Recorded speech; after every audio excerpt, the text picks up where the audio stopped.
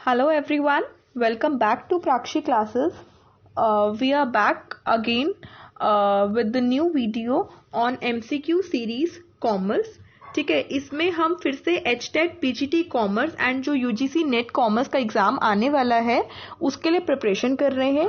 जितने भी MCQs हैं वो आपके कॉमर्स रिलेटेड हैं और ये सारे ही इम्पॉर्टेंट क्वेश्चंस हैं आप ही के प्रैक्टिस के लिए हैं। सो प्लीज़ आप लोग वीडियोस को ध्यान से देखिएगा और लाइक ज़रूर किया करें वीडियोस देखने के बाद और अपना एक कमेंट ज़रूर छोड़ा करें कि कैसी लग रही है आपको वीडियोस। ठीक है, प्राक्षी क्लासेस के साथ लर्न करिए कंसेप्ट्स को विद MCQs के साथ और अपने एग्जाम को क्रैक करिए।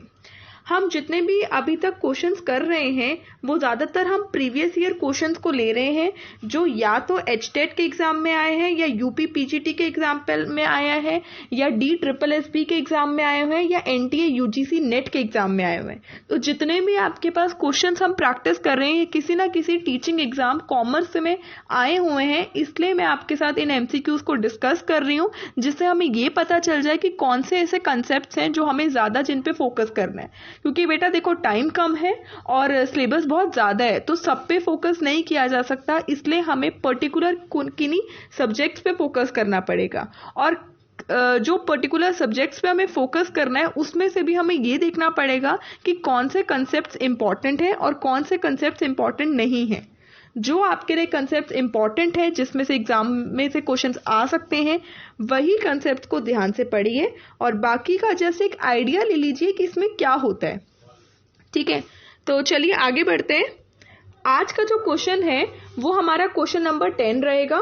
ठीक है, और इस क्वेश्चन नंबर 10 में हम जो क्वेश्चन पढ़ेंगे वो हमारा फाइनेंशियल मैनेजमेंट से रिलेटेड होगा, जिसमें से हम अपनी डिविडेंड पॉलिसी का टॉपिक पढ़ेंगे फाइनेंशियल मैनेजमेंट में से। आपने जो डिविडेंड पॉलिसी का टॉपिक पढ़ा होगा उसमें से आप या तो ये देखते हैं कि हमारे पास दो स्कूल ऑफ थॉट्स होते हैं। ठीक है, डिविडेंड पॉलिसी का जो मॉडल्स हैं उसमें बेटा दो स्कूल थॉट्स होते हैं। एक स्कूल कहता है कि डिविडेंड को पे करने से हमारी मार्केट वैल्यू ऑफ शेयर या फर्म की जो वैल्यू ऑफ शेयर होती है वो इंक्रीज होती है या डिक्रीज होती है। मतलब डिविडेंड के पेमेंट करने से value of share market value पे इफेक्ट पड़ता है। और दूसरा स्कूल ऑफ थॉट कहता है कि चाहे आप डिविडेंड पे करो या ना करो, जो फर्म की वैल्यू होती है वैल्यू ऑफ फर्म वो इंक्रीज या डिक्रीज नहीं करती, उसका इफेक्ट नहीं करता। इसी कंसेप्ट पे बेस्ड हमारा ये क्वेश्चन नंबर 10 है। क्वेश्चन क्या है पढ़ लेते हैं। A firm earns return on investment at the rate of 20%। एक कंपनी है जो पैसा इन्वेस्ट करती है उस पर उसको रिटर्न मिलता है 20%। अर्निंग पर शेयर कितना है उसका 15 रुपीज है कि एक शेयर पे कितना अर्न करता है शेयर होल्डर, ₹15 है। पे आउट रेशो कितना है 50% है। पे आउट रेशो का मतलब होता है जो कंपनी प्रॉफिट कमाती है उसका 50% डिविडेंड के रूप में पेमेंट कर देती है और जो बाकी का 50% है वो अपने कंपनी क्या करती है अपने पास रिटेन्ड करके रखती है, अपनी कंपनी में पैसा लगाती है। तो 50% ही पे आउट रेशो है, कितना पे कर रही है। Cost of equity, cost of equity को हम क्या बोलते हैं बेटा केई, याद रखना कॉस्ट ऑफ इक्विटी को हम केई बोलते हैं। केडी को हम क्या बोलते हैं कॉस्ट ऑफ डेप्ट और केओ को क्या बोलते हैं हम ओवरऑल कॉस्ट ऑफ डेप्ट, overall cost of capital sorry. ठीक है, तो ये चीजें याद रखना सिग्निफाई क्या क्या करती है। Ke stands for cost of equity, Kd stands for cost of डेप्ट and Ko stands for overall cost of capital. ठीक है, तो आपके पास जो जो इन्फॉर्मेशन दी हुई है return on investment, earning per share, pay out ratio, cost of equity, ये इन्फॉर्मेशन आपको गिवन है। आपको क्या निकालना है बेटा प्राइस निकालना है, मार्केट प्राइस निकालना है एक शेयर का।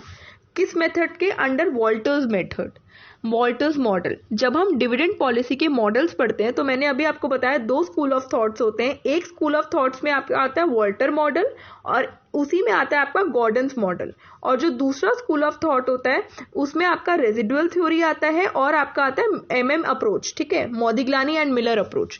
तो आपको ये याद रखने हैं कि दो स्कूल ऑफ थॉट्स होते हैं। एक स्कूल ऑफ थॉट्स कहता है कि डिविडेंड पे करने से या डिविडेंड पे करने से तो हमारी मार्केट वैल्यू ऑफ शेयर या फर्म की जो वैल्यू होती है वो इंक्रीज या डिक्रीज करती है, इफेक्ट होता है।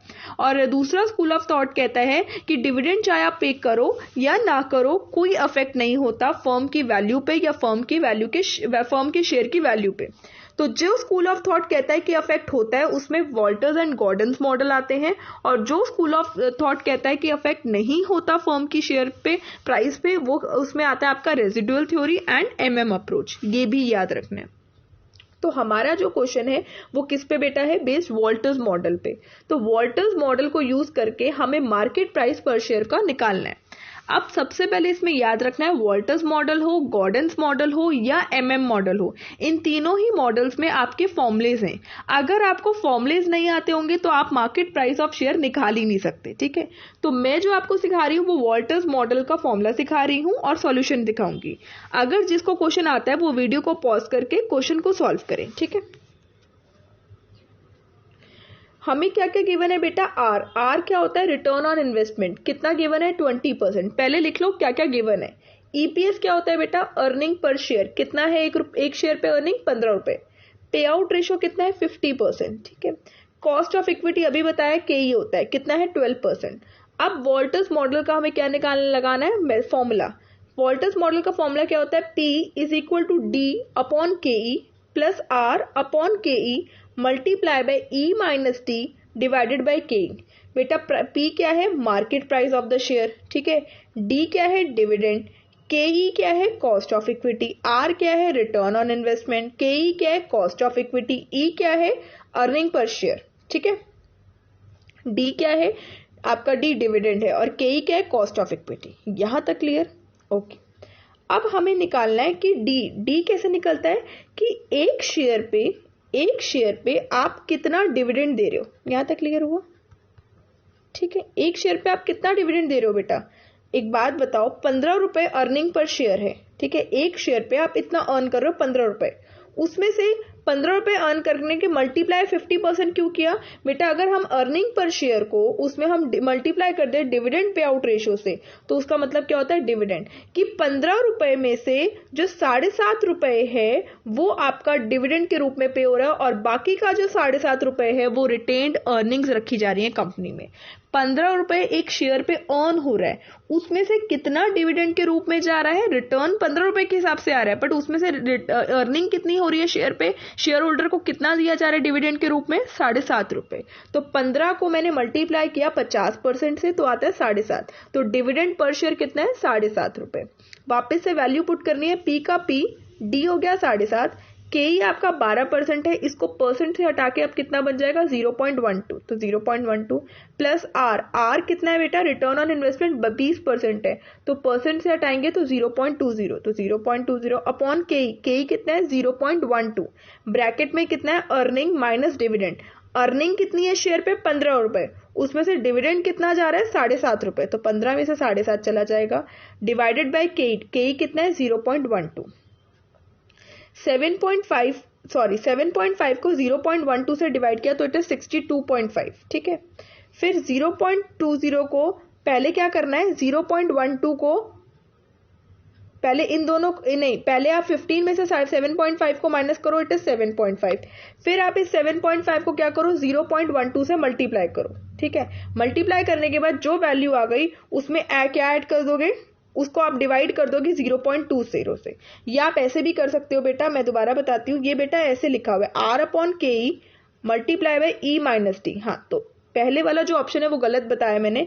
पहले ये जो आर है 0.20 को डिवाइड करो 0.12 से, जो आंसर आएगा, ये आंसर आ गया, उसको मल्टीप्लाई कर दो 7.5 से। क्यों मल्टीप्लाई कर दो, 15 में से 7.5 जाता है तो 7.5 बचता है।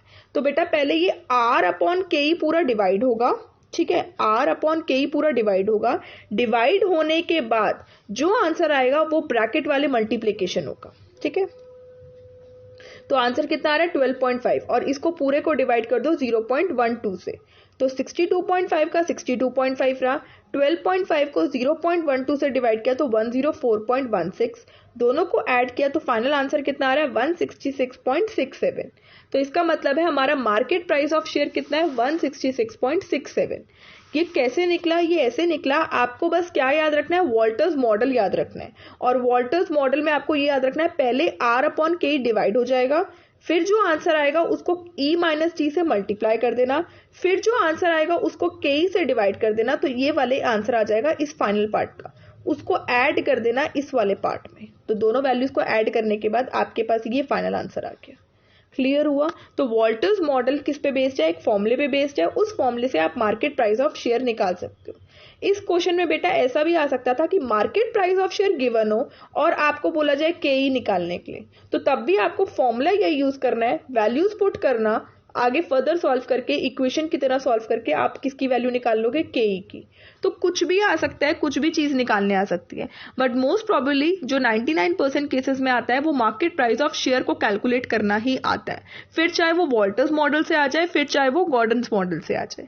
तो आपको इस कंसेप्ट से ये याद रखना है कि डिविडेंड पॉलिसी के मॉडल्स पढ़ने हैं कि वॉल्टर मॉडल क्या कहता है और उसका फॉर्मूला क्या कहता है, गॉर्डन्स मॉडल क्या कहता है और उसका फॉर्मूला क्या कहता है। जैसे अगर आपको मेन पॉइंट बताऊं तो आपको पता है गॉर्डन मॉडल का एक फेमस आर्ग्यूमेंट है, बर्ड इन द हैंड वाला आर्ग्यूमेंट। तो अगर आपसे पूछा जाए कि bird in the hand argument is related to which model, तो ये आपको पता होना चाहिए कि bird in the hand argument is related to Gordon's model. ये क्वेश्चन में आया भी हुआ है, ये एनटीए नेट के पेपर में आया हुआ है क्वेश्चन, तो इसलिए आप थोड़ा सा ध्यान से पढ़िएगा। वॉल्टर्स मॉडल क्या कहता है और उसका फॉर्मूला, गॉर्डन्स मॉडल क्या कहता है और उसका फॉर्मूला, रेजिडुअल थ्योरी मेथड क्या कहता है, उसका कोई फॉर्मूला नहीं है, बस क्या कहता है उसको ये पता होना चाहिए, और एमएम अप्रोच क्या कहती है और इसके क्रिटिसिज्म क्या है, और एमएम मॉडल में अजम्पशंस बहुत इंपॉर्टेंट है। एमएम मॉडल में कुछ अजम्पशंस है, उन्हें पढ़ना है और उनका फॉर्मूला याद रखना है एमएम मॉडल का। एमएम मॉडल में बेटा 3-4 फॉर्मूलेज हैं, सारे याद रखने हैं क्योंकि उनमें जो फॉर्मूलेज हैं वो स्टेप वाइज हैं। स्टेप नंबर 1 में आप पहले ये निकालोगे कि कितना नंबर ऑफ शेयर्स आपको इशू होना है। स्टेप नंबर 2 में आप ये देखोगे कितना इन्वेस्टमेंट आप कर रहे हो। स्टेप नंबर 3 में फिर आप market price of share calculate करोगे। तो ये चीजें मैंने आपको बताया कि डिविडेंड पॉलिसी मॉडल जरूर करके जाना है, ठीक है। ये मोस्ट इंपॉर्टेंट टॉपिक है फाइनेंशियल मैनेजमेंट का, ठीक है। तो हमारा जो करेक्ट ऑप्शन है वो क्या है? D option is the correct option. 166.67 market price है पर शेयर का अगर हम वॉल्टर्स मॉडल को यूज करते हैं, ठीक है। Moving to our next question, हमारा जो नेक्स्ट क्वेश्चन है वो है हमारा क्वेश्चन नंबर 11। यहाँ पे आपको लिस्ट 1 में ऑर्गेनाइजेशनल या इंस्टीट्यूशन दिए हुए हैं और लिस्ट 2 में उनके हेडक्वार्टर्स दिए हुए हैं। लिस्ट 1 में आपके पास जो ऑर्गेनाइजेशन या इंस्टीट्यूशन है IMF है, सार्क है, एशियन है और ADB है। और लिस्ट 2 में आपको उनके हेडक्वार्टर्स दिए हुए हैं। एक का मनीला फिलिपींस है, एक का काठमांडू में है, एक का वॉशिंगटन DC में है और एक का जाकर्ता में है। आपको बताना है कि इन चारों में से किसके कौन से हेडक्वार्टर्स हैं, ठीक है। जिसको क्वेश्चन का आंसर आता है वो मार्क करिए, आंसर ऑप्शन लिखिए अपने पास और लिखने के बाद वीडियो को फिर से कंटिन्यू कर अपना ऑप्शन सर्च करिए, ठीक है। जिसको नहीं आता मैं उसको आंसर एक्सप्लेन कर रही हूँ। बेटा आंसर को एक्सप्लेन करने से पहले आपको ये बात पता होना चाहिए कि इनकी फुल फॉर्म्स क्या है, दूसरी बात इनके हेडक्वार्टर्स कहाँ हैं जो अभी आपको पता चल जाएगा, और इनका इस्टेब्लिशमेंट ईयर क्या है। तो मैंने तीनों चीजें इंफॉर्मेशन में डाली हैं जिससे आपको पास इजी हो पाए कि आपको याद रह पाए, ठीक है। तो सारी चीजें आपको याद करनी है, तो एक एक करके हम देखते हैं। IMF की बात करें तो IMF की फुल फॉर्म होती है इंटरनेशनल मॉनेटरी फंड। सार्क की बात करें तो South Asian association for regional cooperation, ये इसकी फुल फॉर्म है। अगर हम एशियन की बात करें तो association of south east Asian Nations, और अगर हम ADB की फुल फॉर्म की बात करें तो एशियन डेवलपमेंट बैंक। तो सबसे पहले आपको फुल फॉर्म याद करनी है, उसके बाद आपको याद करना है कि उनके बारे में, ठीक है। अब अगर मैं उनके बारे में बात करूं तो IMF क्या है? इंटरनेशनल मॉनेटरी फंड है। इसका इस्टेब्लिशमेंट ईयर क्या है बेटा? 1945। गवर्न्ड बाय 189 कंट्रीज है और इसका हेडक्वार्टर क्या है? Washington DC। IMF के बारे में मैं आपको एक और पॉइंट बताना चाहती हूँ। अगर आपने मेरी PPT 1 देखी थी जो हमारी HTET PGT कॉमर्स से रिलेटेड थी, जो पहली वीडियो थी, उसमें मैंने आपको IDA के बारे में बताया था। IDA के बारे में बताते वक्त मैंने आपको वर्ल्ड बैंक ग्रुप के बारे में बताया था, राइट? याद हो तो आपको वर्ल्ड बैंक ग्रुप के बारे में बताया था। वर्ल्ड बैंक ग्रुप में 5 इंस्टीट्यूशंस आते हैं। एक आपका आता है IDA, एक आपका आता है IC international settlement, ISCID, ICSID होता है, आई थिंक सो, IC आपका SID। एक आपका आता है मीगा, एक आता है आपका IBRD और एक आपका आता है IMF। तो IMF is the one of the institution of the world bank group, ये याद रखना। तभी जो IMF का हेडक्वार्टर है वो वॉशिंगटन DC में है, क्योंकि वर्ल्ड बैंक का जो ग्रुप का हेडक्वार्टर है वो भी वॉशिंगटन DC में है। और आपका IDA का भी जो आपका IDA का जो हेडक्वार्टर है वो भी वॉशिंगटन DC में है। और IDA stand for international development association. तो basically IMF international monetary fund is one of the institution of world bank group. World bank group का एक हिस्सा है। इसका एस्टैब्लिशमेंट ईयर 1945 है, गवर्न्ड बाय 189 कंट्रीज और हेडक्वार्टर आपका वॉशिंगटन DC में है। सार्क की बात करें तो South Asian association for regional cooperation, इसका एस्टैब्लिशमेंट ईयर 1985 है। इसका हेडक्वार्टर काठमांडू नेपाल में है और ये गवर्न की गई है बाय 8 मेंबर कंट्रीज में। सार्क के बारे में एक और इंपॉर्टेंट इंफॉर्मेशन बताऊं तो बेटा इसकी मेंबर कंट्रीज अलग हैं और इसकी ऑब्जर्वेशनल कंट्रीज अलग है, ऑब्जर्वर कंट्रीज। तो ये याद रखिएगा कि कौन सी इसकी मेंबर कंट्रीज है और कौन सी इसकी ऑब्जर्वर कंट्रीज है। आपके पास क्वेश्चन आ सकता है कि which of the following is not a member country but it is an observer country. तो ऐसे क्वेश्चन आ सकते हैं कि which of the following is not a member country of SAARC. तो ये चीज आपको पता होनी चाहिए कि सार्क की कौन सी मेंबर कंट्रीज हैं और सार्क की कौन सी ऑब्जर्वर कंट्रीज हैं। ठीक है, उसके बाद अगर हम बात करें एशियन की, तो एशियन क्या है? Association of south east Asian Nations. इसका एस्टैब्लिशमेंट ईयर 1961 में हुआ है। हेडक्वार्टर इसका जकार्ता इंडोनेशिया में है और गवर्न्ड बाय 10 स्टेट्स। ये 10 स्टेट से गवर्न की गई है। और अगर हम ADB की बात करें, एशियन डेवलपमेंट बैंक, इसका एस्टैब्लिशमेंट ईयर 1966 में है और इसका हेडक्वार्टर आपका मनीला फिलिपींस में है। तो बेसिकली आपको हेडक्वार्टर के साथ साथ उनकी एस्टैब्लिशमेंट ईयर के बारे में पता चला और मैंने सार्क और आपका IDA और IMF के बारे में 1-2 एक्स्ट्रा पॉइंट्स भी बता दिए और साथ ही साथ कितने कंट्रीज या कितनी स्टेट से गवर्न है ये भी आपको बात पता चली। तो वीडियोस को देखने के बाद आपको कुछ एक्स्ट्रा पॉइंट्स ही मिलेंगे पढ़ने को, कुछ चीज मिनिमाइज नहीं होगी, मैक्सिमाइज हो सकती है, इंक्रीज लेवल हो सकती है। तो इसलिए बोलती हूँ वीडियोस को ध्यान से देखिए, कुछ पॉइंट्स मैं एक्स्ट्रा आप लोग को बताती हूँ, उन पे फोकस किया करें। ठीक है, तो बेसिकली अगर हम वापस से अपने आंसर पे जाएं तो जो IMF का हेडक्वार्टर है वो कहाँ है बेटा? वॉशिंगटन DC में। सार्क का जो हेडक्वार्टर है वो है काठमांडू में। ठीक है, तो अगर मैं ऑप्शन वाइज देखूं तो A का क्या होना चाहिए? थर्ड। तो A का क्या है? थर्ड। और B का क्या होना चाहिए? सेकंड। तो B का क्या है? सेकंड। C का क्या है? फोर्थ। एशियन का कहाँ है? जकार्ता में। और ADB का क्या है? मनीला फिलिपींस में। और D जो ADB है उसका क्या है? मनीला फिलिपींस में। बात क्लियर हुई? तो बेसिकली हमारा जो करेक्ट ऑप्शन है वो क्या करेक्ट ऑप्शन है? C is the correct option for this answer. IMF का हेडक्वार्टर वॉशिंगटन DC, सार्क का हेडक्वार्टर काठमांडू, एशियन का हेडक्वार्टर जकार्ता और ADB का जो हेडक्वार्टर है वो है मनीला फिलिपींस में। ठीक है, ओके।